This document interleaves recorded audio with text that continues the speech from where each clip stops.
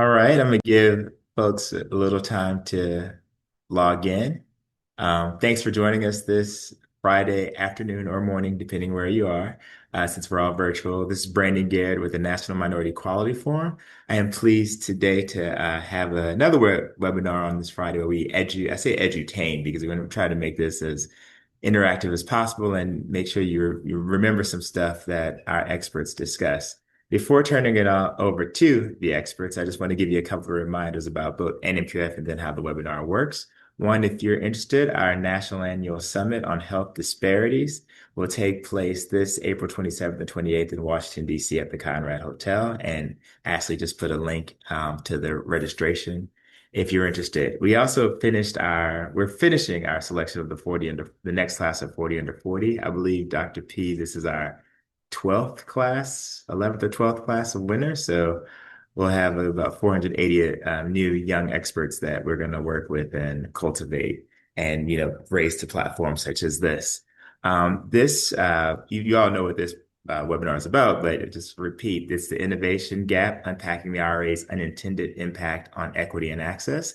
And I know that our panelists are very familiar with this space, having worked on the area before the IRA was a thing to when it became, and now it's been in practice for a couple of years. If you are wanting to ask the panelists a question, please place it in the Q&A box, and our moderator, the very shy Dr. Gary Puckrein, will go ahead and ask that question. And then if you have a comment just to keep the conversation going or some information you'd like to share with everyone, please put it in the chat box. And as I mentioned earlier, Dr. Gary Puckrein will be moderating this panel. I think this is someone that we all know and love, but I believe that we haven't seen him on a webinar in a couple of months. So if you don't know, I always think it's interesting that Dr. Puckrein's PhD is actually in history. And so he's been studying not as a practitioner or clinician, but sort of the history of disease and how we got sickle cell at rates that we have in this country and health equity issues. So without further ado, I turn it over to our NMQF's number one historian, Dr. Gary Puckrein. Well, thank you so much, Brandon, and good afternoon to everyone. We're going to talk about one of my favorite hobby horses, IRA, drug pricing, and what else can befall us. And we've got an exciting panel here for you today. Adina Laser and John Campbell. I'm going to turn it over to them in just a second. You're going to get a slide deck emailed to you after this. The slides include how to engage iPad 28. There'll be a QR codes at the end of the slides that allow you to scan to directly submit a comment or register for the roundtables and town halls. And we encourage you. We love patient voices, and we encourage you to use your voice and register to contribute. So without further ado, John, I want to turn it over to you and ask you to tell a little bit about NPC, and away you go. Okay, Dr. Puckrein, thank you so much. I'll kick things off and hopefully allow for some edutainment alongside alongside the way. Really a pleasure to be with you, Dr. Puckrein and the National Minority Quality Forum for a few pieces of evidence we're bringing to the table here at the National Pharmaceutical Council. I'm the Chief Science Officer at NPC, and here at NPC, we believe in a world where advances in science are accessible to patients, are valued by society, and are sustainably reimbursed by payers. We also, at the heart of our organization, we're a health policy research organization in DC.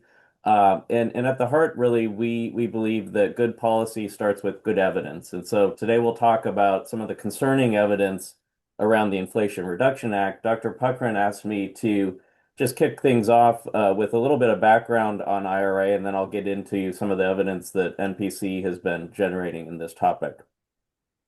I'm not a historian, so would love to hear from Dr. Puckrein on this too. But my take on the IRA was as follows. It's signed into law in August 2022. And one of the pillars within the Inflation Reduction Act is this feature called the Drug Price Negotiation Program, sometimes dubbed DPNP, but it's the Drug Price Negotiation Program. this allows Medicare to select and to set prices for certain medicines for Medicare, for the Medicare program.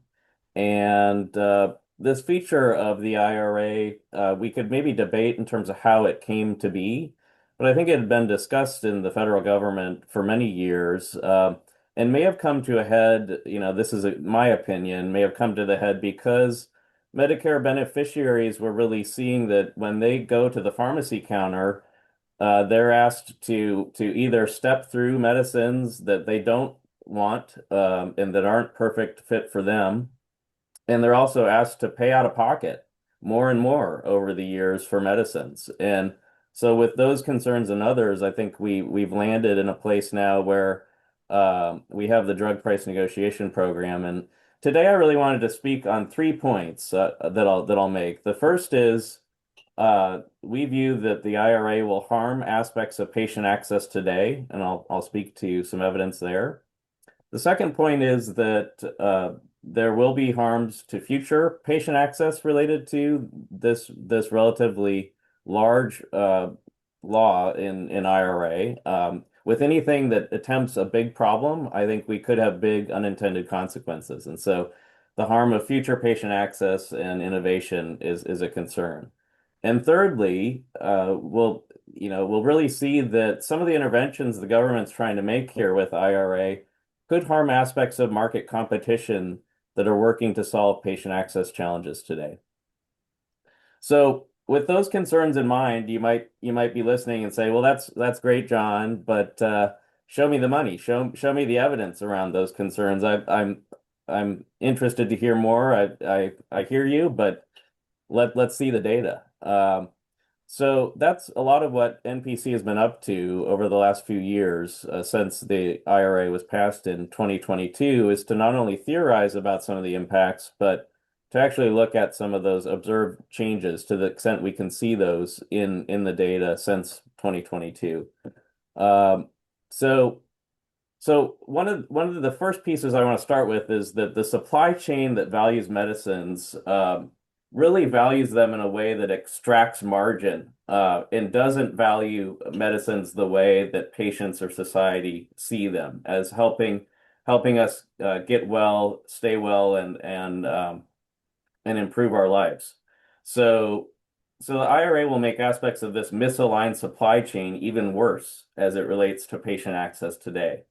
And one of the examples I have for you there is research we published in the peer review on this other aspect of IRA is called Part D redesign. And one of the features of that was to actually give beneficiaries an opportunity to cap their out-of-pocket expenses to $2,000. And that was changed in 2025. That's actually a good thing for beneficiaries. They're going to pay less at the pharmacy counter. However, because we have those misaligned incentives in the supply chain, we now have payers that have to pay more because patients are paying less. And with payers paying more, they're going to try to figure out how to relieve those pressures on them. And that's unfortunately meaning that patients are having less choice at the pharmacy counter, less choice for medicines that they may have been filling in the past. So our work has shown that in competitive classes, say medicines for COPD and diabetes, we're actually seeing that there's less choice and less access to those medicines that are covered within the Medicare plans across the board. And that's quite concerning. So there's sort of this give and take. There's one good part for beneficiaries, lower out-of-pocket costs. But on the flip side, payers are having to try to recoup that in other ways, and that's meaning less choice for patients.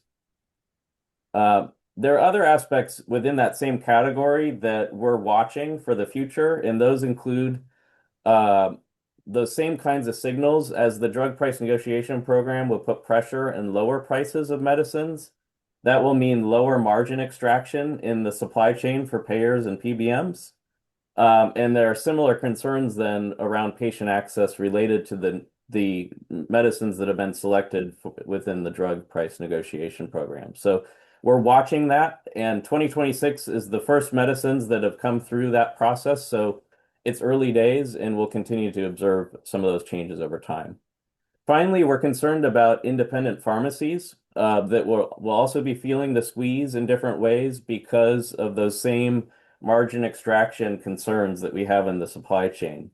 So if independent pharmacies are not getting compensated at the level that they should because medicine prices don't have the margin for them, that will lead to challenges at the pharmacy and access for individuals that seek their care at independent pharmacies. And we've done research to show that those individuals that seek care in independent pharmacies often are disproportionately Black, Hispanic, and receive low-income subsidies. And so those subpopulations may be harmed as well through some of this law.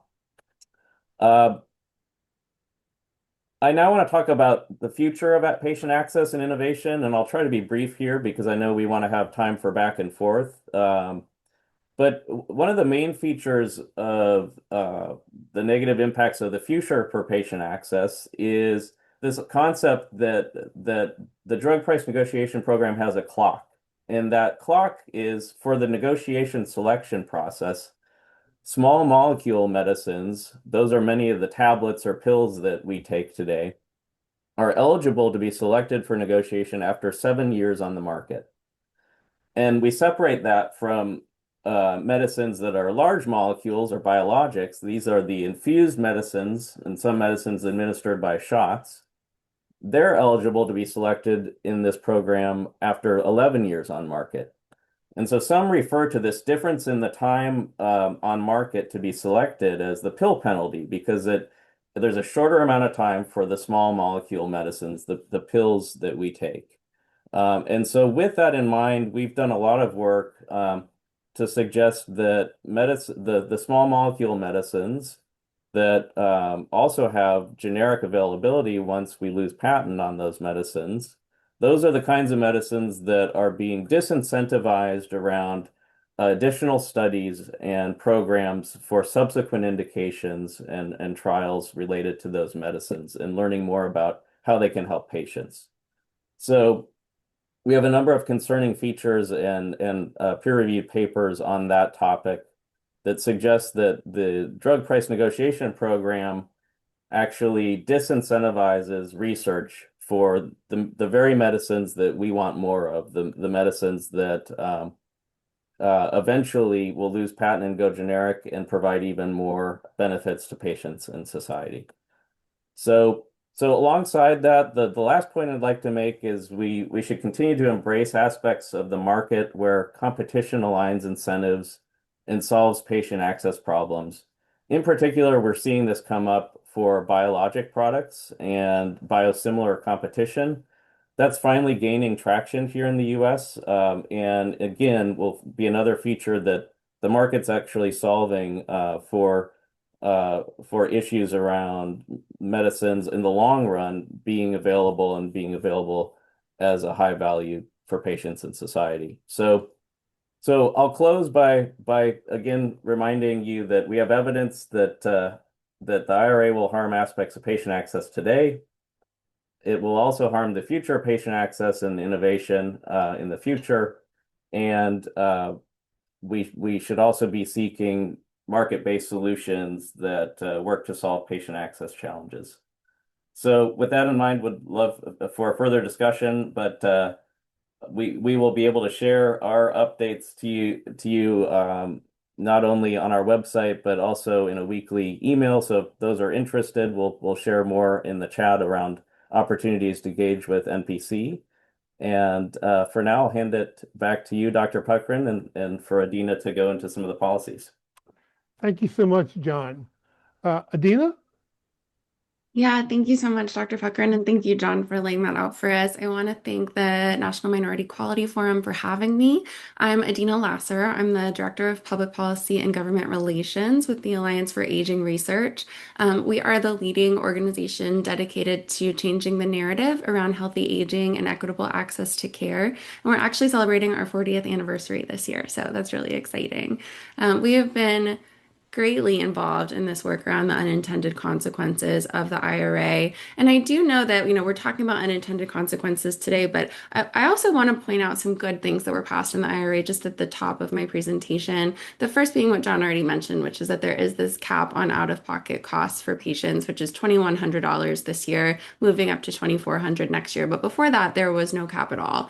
So that's exciting. There's also the Medicare prescription payment plan that was passed, which allows beneficiaries to smooth out their costs over the course of the plan year, meaning that if you get hit with a bunch of high upfront costs before, like in January and February, before you hit that $2,400 mark, you can spread out those costs with zero interest payments over the course of the plan year.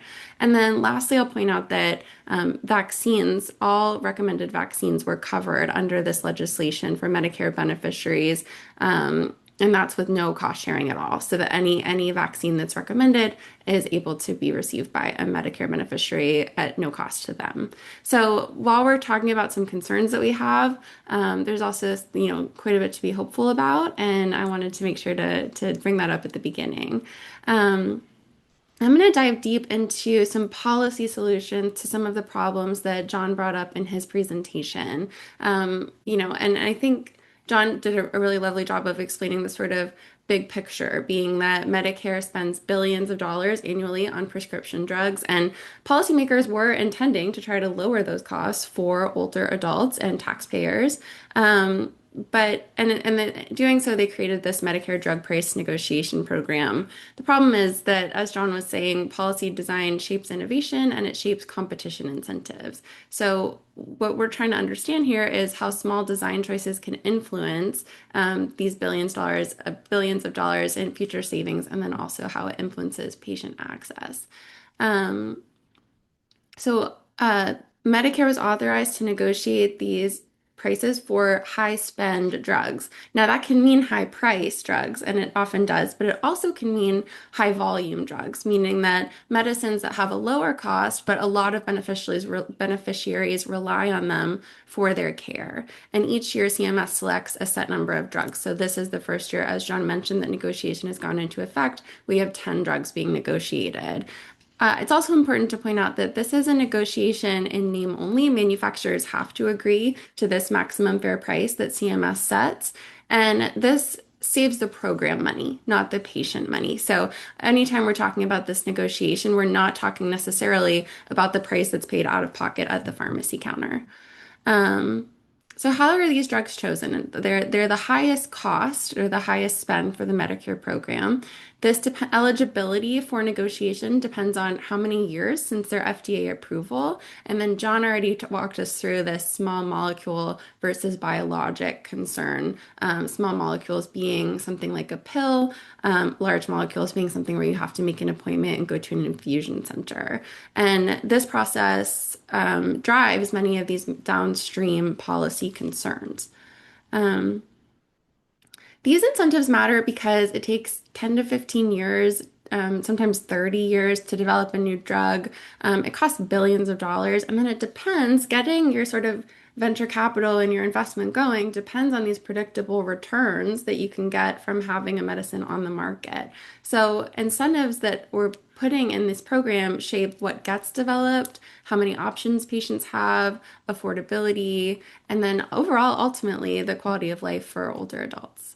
So I want to get into some legislative fixes that could help to sort of mitigate these problems that are being talked about on the Hill right now.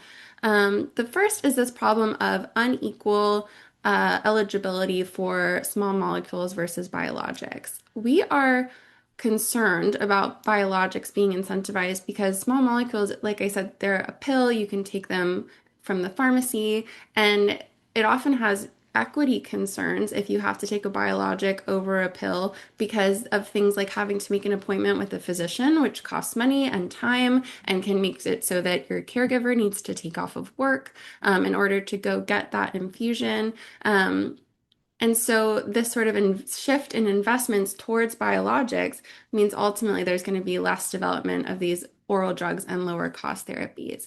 So the EPIC Act is a very simple solution. It would align the small molecule timeline with biologics, and that is introduced right now in Congress. It restores the parity in R&D incentives, and so that's a major bill that people can support in order to kind of restore that parity and make sure that there's no drug development should be based on science, not on these sort of arbitrary decisions that the government has made.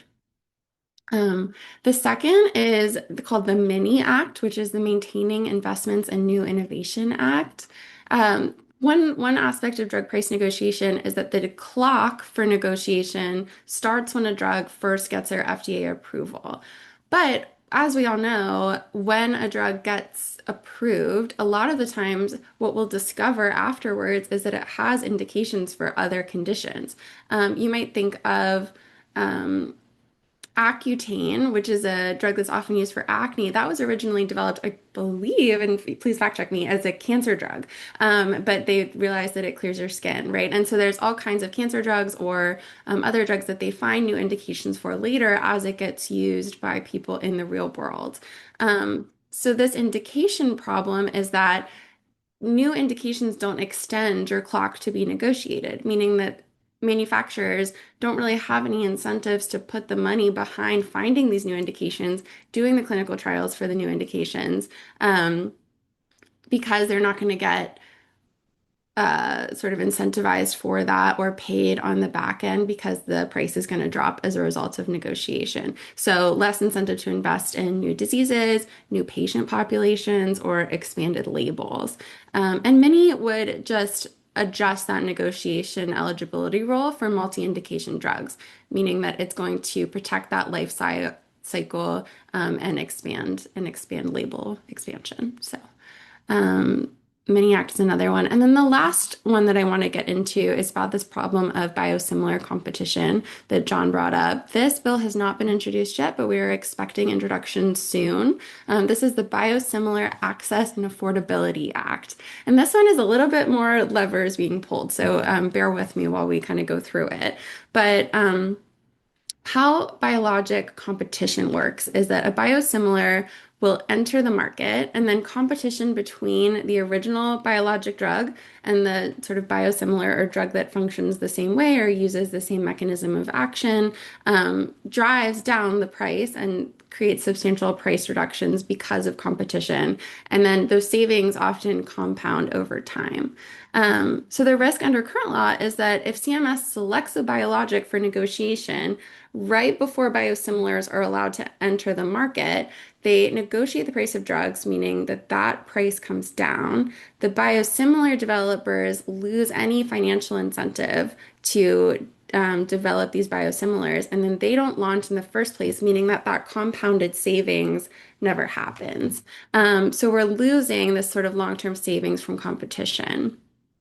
And so the Biosimilar Access and Affordability Act would delay negotiation for biologics that are near having a biosimilar enter on the market, and allow that competition to occur first and then preserve that robust market and savings.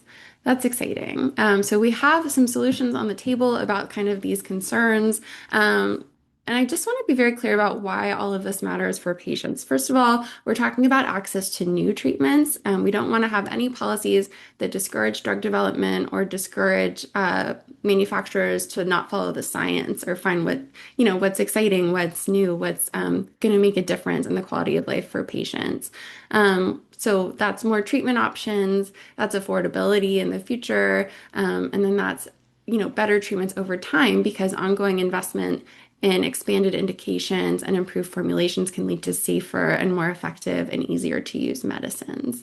And then, of course, there's the equity concern. So these oral and lower cost therapies can reduce barriers to care and limit reliance on infusion centers, as I mentioned, and then overall, over time, make treatment more accessible for people in rural areas or people with disabilities, and then, of course, their caregivers as well. So those are some policy solutions that we have on the table. Thank you, Adina. So my curse is, my doctor's in history, and I always like to go back to first cause, and it helps me to kind of understand where we are. So when President Johnson launched the Medicare and Medicaid program, he promised to pay market rate. There was a big debate about, because there was lots of fear that the federal government was going to come in and not pay market rate. And so made the promise that he was going to do that.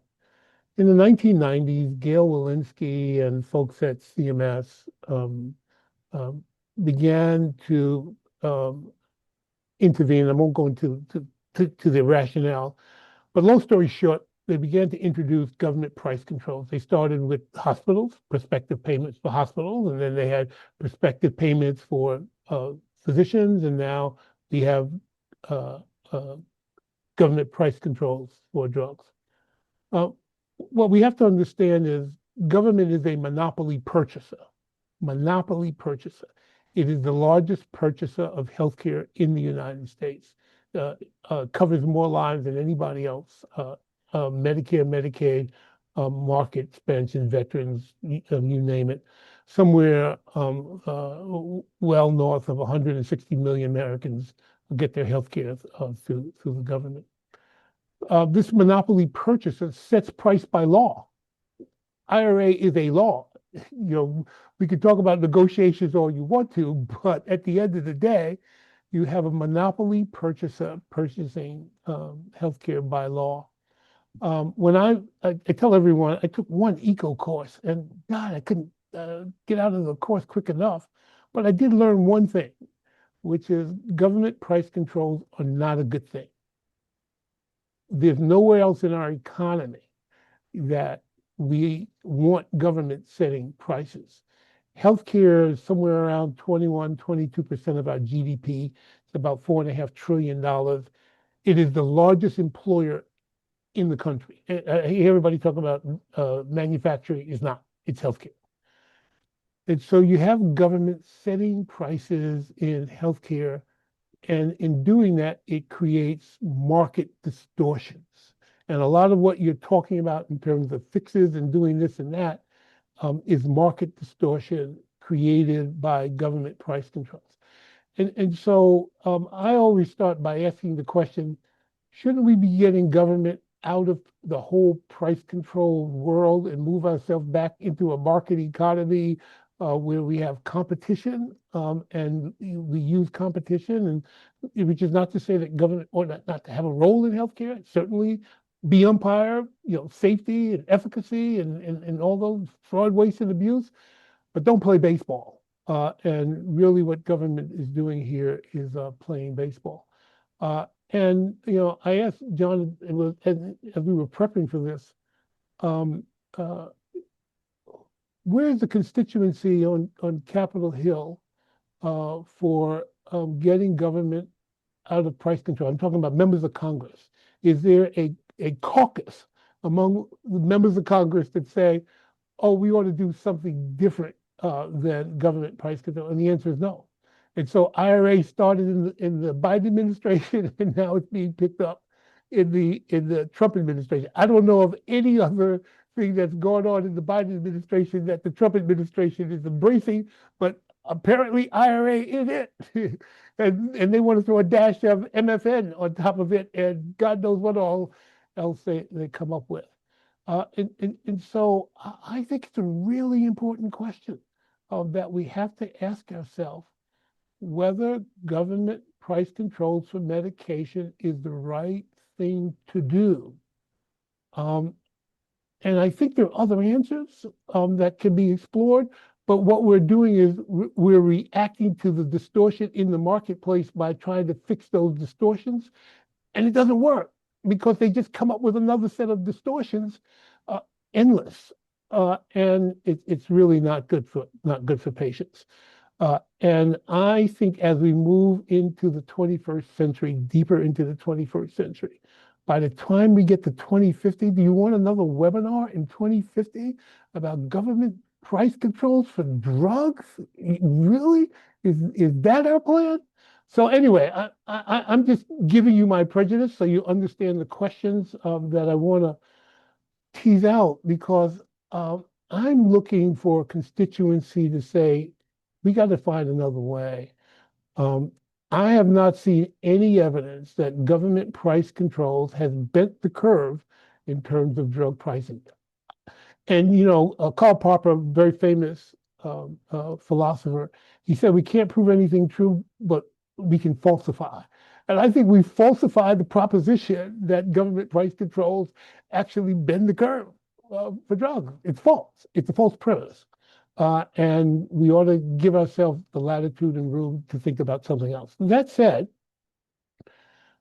embedded in what you were saying, John, um, and you use the word distortion um, in the marketplace, and I want to lean in on that a little bit with you to talk a little bit more about how IRA, and we could drift into MFN or any other drug pricing model that comes to your mind.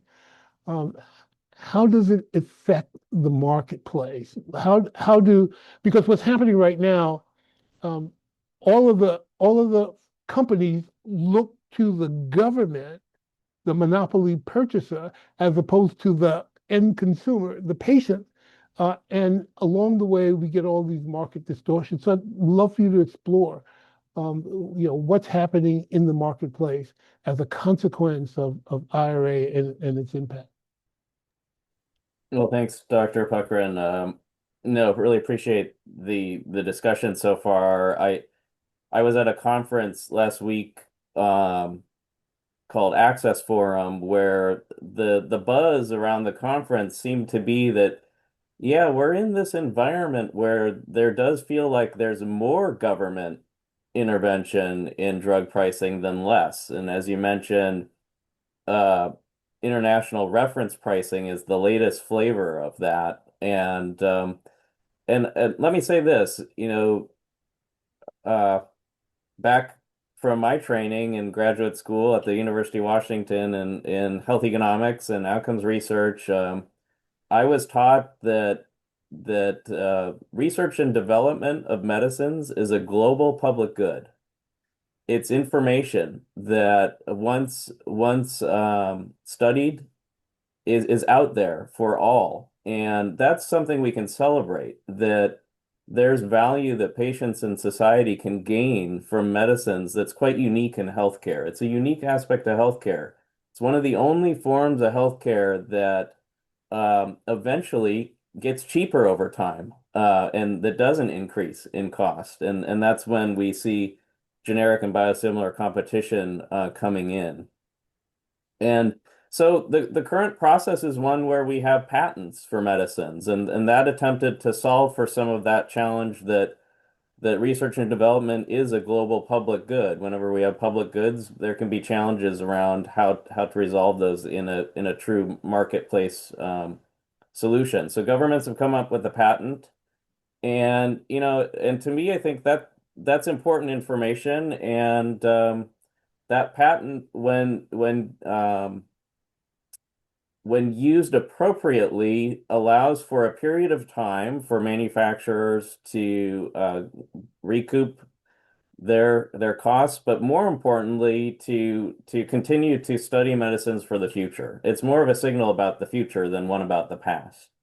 So that patent does protect a medicine and allows for an opportunity to continue the research and development process for additional generations of patients. We know, for example, in rare diseases where orphan medicines play a role, that the vast majority of individuals living with a rare disease do not have an active therapy today. And so it's in those kinds of cases and for many health equity reasons that we actually need to help certain subpopulations more than we are today with today's medicines. And so those are the really encouraging parts about, I think, the work that's all in front of us. Um, and yeah, I'm with you that more government regulation here is doesn't look too rosy, and I think will lead to even more distortions. We're quite concerned about the latest international reference pricing efforts of the administration and especially the mandatory international reference pricing models that have just been proposed recently for Medicare. Those mandatory models are ones where um, NPC actually just came out with a few fact sheets actually yesterday on our website, and we're happy to share that website with you all. But there's some very concerning features that again just continue to distort the market and will undoubtedly hamper the future innovation that we'd all like to seek. So I'm assuming that most of the people who are attending today's webinar are like me, we're not economists, Yeah. did not study the discipline. And so the question I have is, why do health economists accept government price controls? If you look at other, I'm assuming if you look at other sectors of our economy, automobiles, food processing, I mean, and go down the list. It'd be wonderful if the government came in and set the price for hamburgers, right? We could make them more affordable by the government setting a price for them. But everybody would rebel against that. But I don't get the feeling that health economists, they're accepting it, and I'm assuming there's a rationale behind it. Why are they doing that? Well, so again, I can't speak on behalf of all health economists, but let me opine that, that some of the teaching that I received would go sort of like this, that there'd be market failures identified, and then with some of the unique features of healthcare, we get into situations where we have insurance, right? And insurance is supposed to be an umbrella opportunity to spread costs across a population of individuals. So I think you go down that kind of a line, and then you start to think about buyers and sellers of medicines, and the buyers include not only the patient but also the insurer. And like you've mentioned, the government is one form of a buyer, an insurer of medicines and healthcare at large. And so that's sort of some of that process. But I think you're raising a really good question. And there are some health economists, including myself, who definitely believe we should first start with market-based solutions, and only as a last resort go to other forms of, as you mentioned, and Adina also mentioned this. The drug price negotiation program is really a price setting activity. It's not a true negotiation in the form of that kind of definition. So. Yeah. Dina, you mentioned, and I'm giving you back your words, market distortion with biosimilars. Yeah. But there's also distortions that impact the individual patient and their ability to access medications. And talk a little bit more about that, certainly from the lens of IRA, because maybe I'm wrong, but when I looked at the IRA law, I saw nothing in there about patient outcomes, improving patient outcomes, measuring patient outcomes, making sure that the program itself was safety monitored so that it didn't impact any patients disproportionately. But anyway, talk a little bit about both on the biosimilar and also for patients. Well, I think that's exactly right.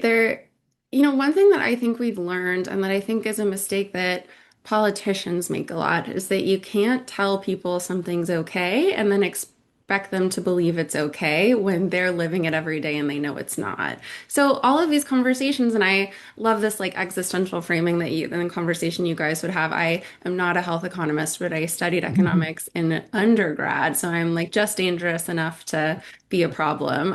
But it's a really interesting conversation, and one of the reasons, right, is that this market is so messed up is that there's this inelastic, right, demand, right, which is that people are going to pay a lot to be healthy, and people are willing to not all of their money, maybe they won't go in, but they want health so badly. And so all of these conversations that we're talking about today and this government price setting is coming out of this place of we want to make drugs more affordable for beneficiaries, right? That's where the problem starts. That's what politicians know that people are voting on. So then the issue and the sort of place where they're trying to tell us problem solve, but we're not feeling it, is that all of these are talking about saving the government money, not saving us money when we go to the pharmacy counter. And in fact, what we're seeing is that patients are going to the pharmacy counter and saying, and finding out that, even though their drug is being negotiated, it's now, on a higher formulary tier because there's things happening where, for example, a PBM will say, well, now we're getting not as good of a price. PBMs make their money based off of the amount that they save and negotiate between the manufacturer and the insurance plan, right? And so if there's a higher starting price, they actually end up making more money. So maybe they disincentivize you from being on that drug, even though it's a negotiated drug and it actually gets more expensive for you. Or maybe your plan is trying to find ways to, like John mentioned, there's all of these in the Part D redesign, different financial liabilities placed on plans. Maybe now your plan is seeing that they have to find ways to save your money and they're making your doctor do a prior authorization in order to get you on a medication that you've been on for years. Or they're making you sort of try and fail and go through the different steps of cheaper medications before you're allowed to get on the medication that you and your physician have decided is best for you. There is and in the biosimilar space, there's this sort of like problem that we haven't quite seen in effect yet, right? That we're trying to get ahead of, which is just that problem of we want to make sure that we're um, incentivizing competition and incentivizing prices ultimately to go down. So I think the messaging issue is the difference between what you actually pay at the pharmacy counter and what the price of a drug is, because you almost never pay the price of a drug. Mhm. John, I'm going to come back to you and want to talk about cost shifting. So you sort of spoke a little bit about it in terms of the impact on pharmacies and on payers, because I think what sometimes gets lost in all this conversation is the end payer is always the patient. It really isn't the government. And what I mean by that is we all contribute $4.5 trillion a year to our healthcare. It doesn't come out of the sky, it comes out of every American household. And so some of the effect of government price controls, and certainly with IRA, you haven't really lowered the price, you sort of shifted, cost shifted, and moved it to someplace else where government doesn't have to take responsibility for it. But nonetheless, the end consumer either pays a higher price or doesn't get the quality medicine that they're looking for. And I say, I thought that was implicit. And then some of the actors who are delivering the medicines are also hurt by government coming in and setting prices and distorting the relationships that have been established. Is that a fair sort of look at it? It's a good look at it, and we know from other research that approximately of every dollar that has been spent on medicines, about 50 cents of that dollar goes to other components of the supply chain and not the actual manufacturer. So, so on the incentive side, we really have to take a hard look at, huh, if we're trying to incentivize future innovation, how much of that innovation is really borne out by the supply chain of pharmacy benefit managers and hospitals and others who are taking slices of the costs of medicines, and is that really getting us the return that we're looking for? So that's certainly one major challenge, and it's probably would be we'd have to go into a full nother webinar to talk about some of those details, right? But all to say that as Adina already mentioned, the price that's paid at the pharmacy counter is not the list price of a medicine, which is a cost you'd often read about in the lay press about the price of a medicine, but it's importantly also not the price that's paid for manufacturers. So that 50 cents of every dollar going to other components of the supply chain. Uh, so I think we'll just throw that on the table and say that because of some of that, and because, as you already mentioned, um, healthcare is a very large amount of the gross domestic product and the economy here in the U.S. It's important to really note that medicines are only a small slice of the overall healthcare budget.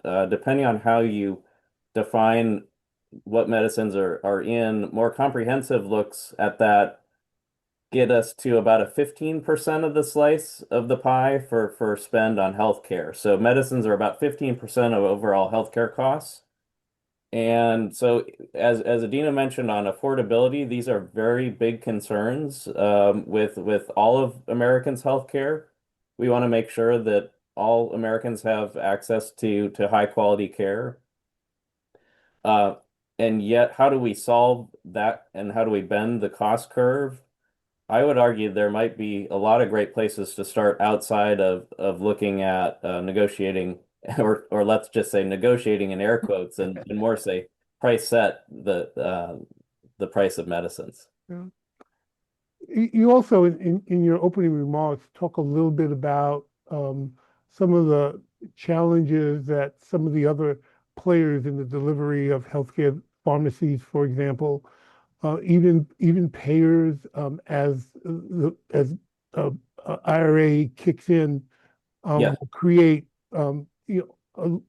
financial challenges for them, to be blunt about Yeah, no, absolutely. So yeah, the just some of the changes in their incentives are important to recognize, and I think really importantly for at the pharmacy counter side, many individuals go to their pharmacies to not only pick up a prescription medicine, but also to talk about their health with the pharmacist, which is a healthcare provider, right? And so having those touch points that are more frequent with an individual that's knowledgeable about that patient's healthcare at large is really valuable. And if we see an environment where we're moving away from that kind of model into ones where uh, patients are not seeing pharmacists as much, that could have detrimental impacts for patients' health.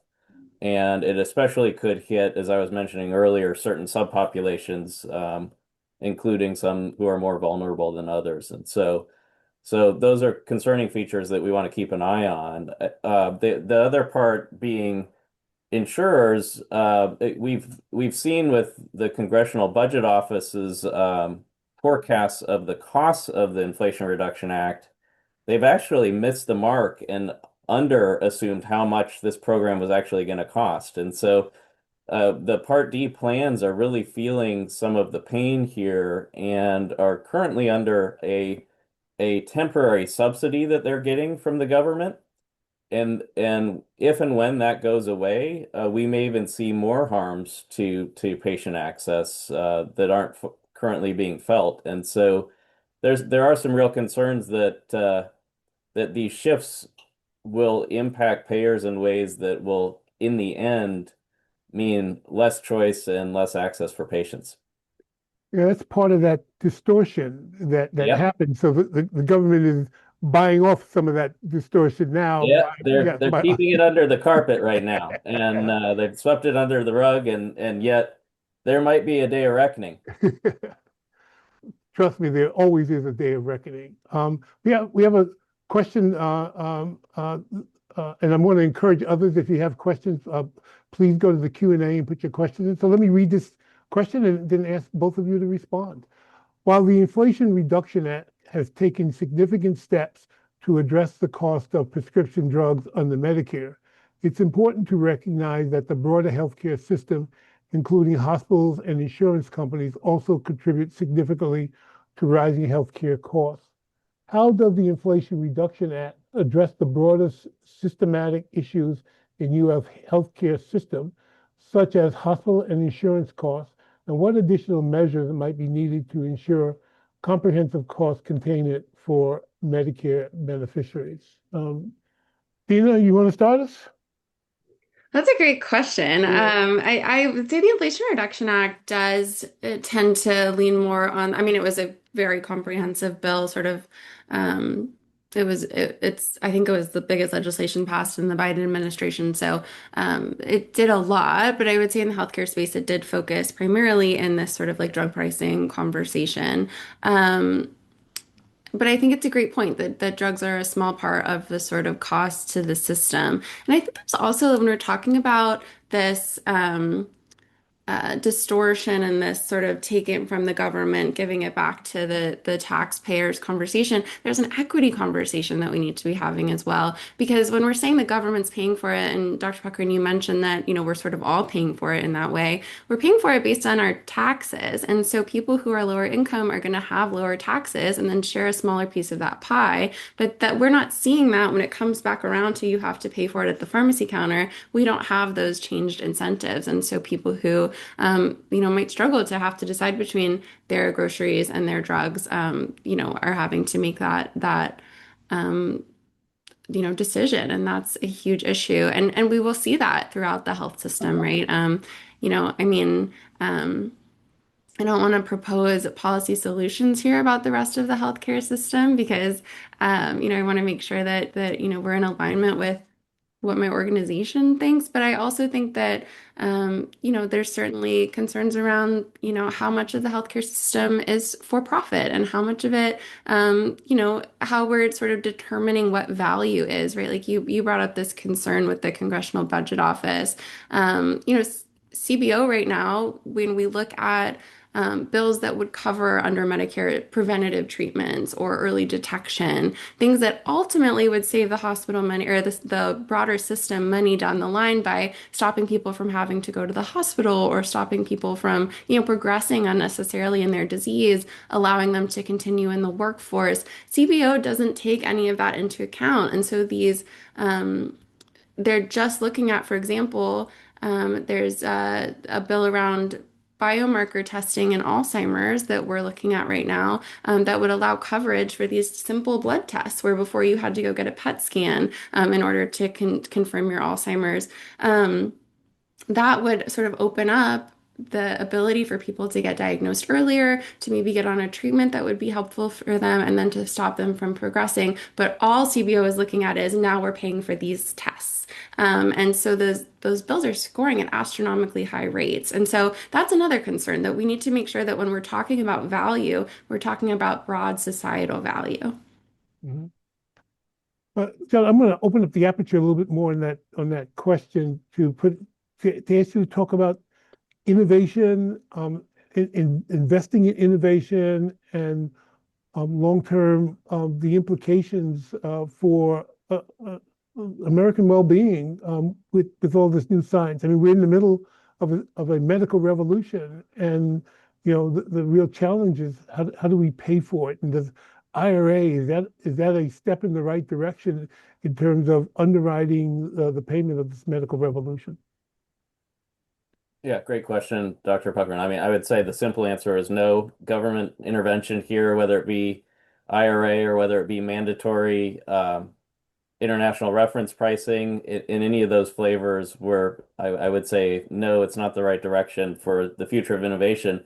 America's a leading force in biopharmaceutical innovation, and it is a time when we may see that be challenged if we go down these paths of more and more government intervention. So yeah, we had a piece just come out this week on our leadership in the global environment in biopharmaceutical leadership that takes the flavor of first launches of medicines as well as the kinds of medicines we may see in the future. So there's some concerning trends that I think we may the historian in you I'd be interested to hear your take on whether we might be able to learn from Europe in their past. And I think if you look back to the 1980s into 1990s, they were actually a leading force in biopharmaceutical innovation. And one could ask the question, the policy environment in Europe has gone a certain path, and